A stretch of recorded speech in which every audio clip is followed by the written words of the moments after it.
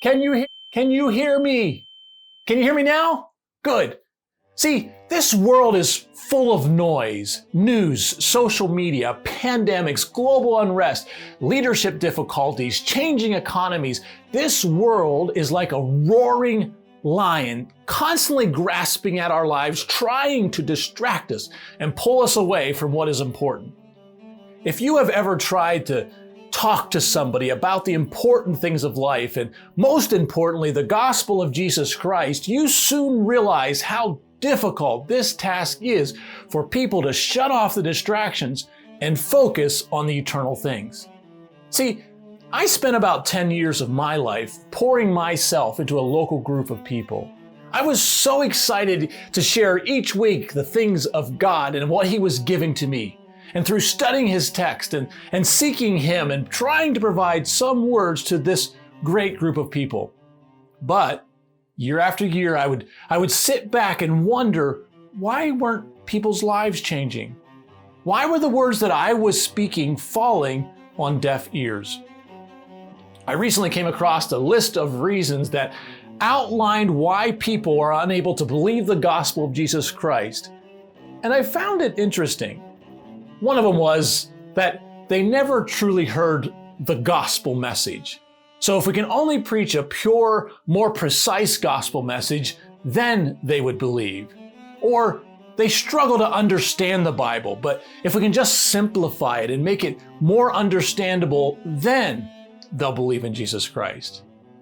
Or one I liked was, they don't quite realize that they're lost. So if we can show them how lost they are, then they'll believe.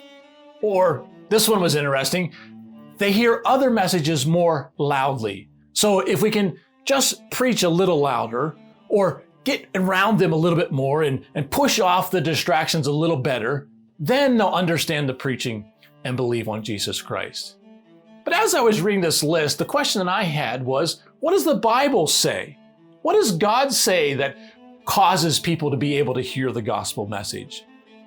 So it's so easy for us to believe that if we can preach a little bit better or make our words a little simpler or explain a little better, preach a little louder in a different way, then people will hear and believe in Jesus. But after I had spent many years pouring my heart out week after week, trying to simplify, trying to make it better, trying to get them to understand, I knew that there had to be a better way.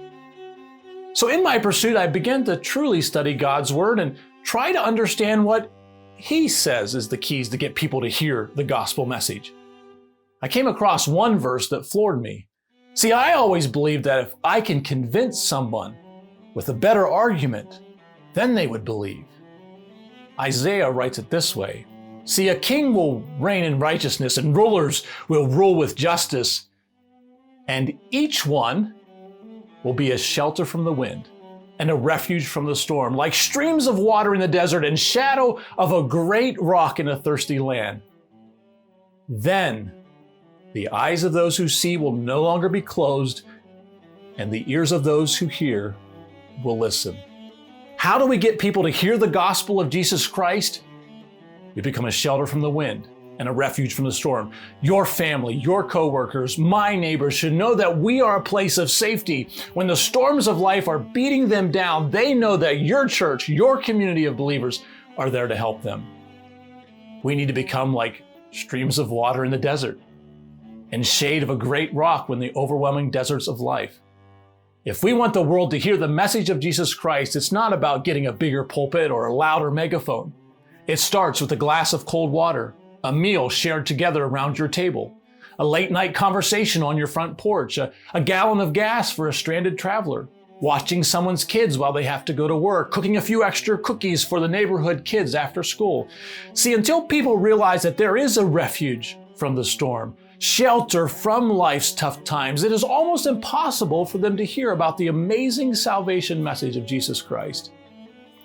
But when we show them the true love of Jesus, then the blind eyes are opened and the deaf ears can hear the good news and believe.